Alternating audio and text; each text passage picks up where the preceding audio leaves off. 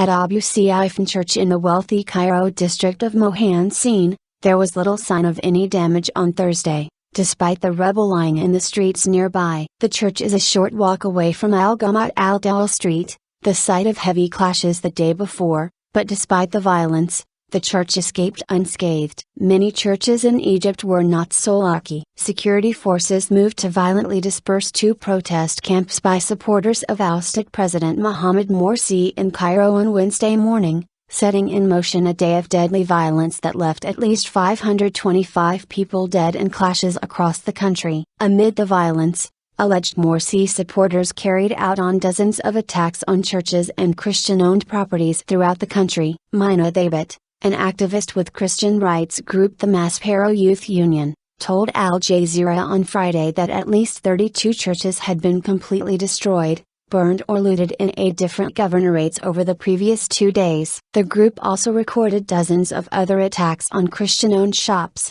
businesses and schools around the country. The Anglican Church of Street Saviors in the city of Suez was one of those attacked on Wednesday. They attacked the church with Molotov cocktails and stones, and the car of the priest was completely destroyed, said Egypt's Anglican bishop, Mohandeseen. 2 other churches in Suez were completely burned, and the thugs looted the churches afterwards. It's a mixture between burning and looting. It never happened before in history that such a big number of churches were attacked on one day, Bishop Thomas, a Coptic Orthodox bishop in Ousted told Al Jazeera. We normally used to have attacks once a month or so. Political dimensions. Christians, who make up around 10% of Egypt's population, have long complained of discrimination and periodic violent attacks by extremists. However, since the ouster of Mohamed Morsi on July 3, the number of recorded sectarian incidents has dramatically increased. Christians were widely seen as being supportive of the transition,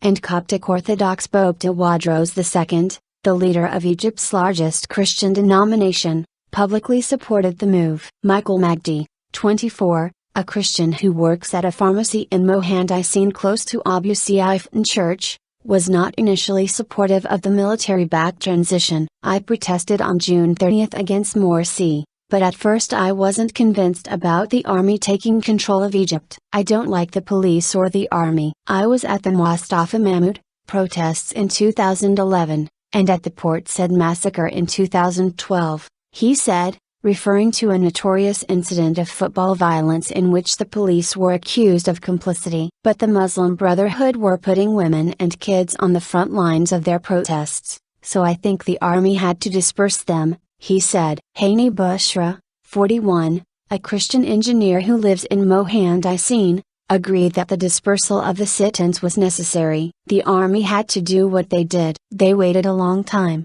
and nothing happened. These people are terrorists. They want to drive Christians out of the country. Yusuf Siham, editor of Christian Weekly Waitani, believes that the recent surge in violence is an attempt to divide Egyptians into sectarian camps. The Muslim Brotherhood are trying to split the nation. This is a collective punishment, enforced on Christians because they supported the ouster of Morsi, he said. Bishop Hannes agrees that Christians are being targeted by Brotherhood supporters. We know, the attackers in Suez, were Islamists as they had beards. Last week also, Morsi supporters were demonstrating in Suez in the streets, and they stopped in front of Street Saviors and chanted against Pope Tawadros. Egypt's worst sectarian crisis. Paul Sidra, an associate professor of history at Simon Fraser University, believes that Wednesday's violence was an extension of an ongoing demonization campaign by the Muslim Brotherhood against Christians. Copts are not seen as an important political constituency. As a result, they are often left to bear the brunt of political violence. Paul Sidra, professor. Throughout their rule and since Morsi's deposition from power, they have engaged in explicitly sectarian appeals that have aimed to vilify Copts as their chief antagonists in Egypt, Sidra told Al Jazeera. When Islamists are loath to attack the state directly, they often settle for attacking Copts, because they are an easy target. The Egyptian authorities have often been criticized for failing to respond swiftly to attacks on Christians. But there is little sign that Wednesday's violence has diminished the support of Egyptian Christians for the military-led government and its transitional roadmap. The attacks on churches were condemned immediately by the Prime Minister and the Interior Minister yesterday, and this is a positive sign, said Bishop Hannes. Bishop Thomas believes that security needs to be improved but argues that delays in responses on Wednesday were understandable as forces were overwhelmed. Sidra,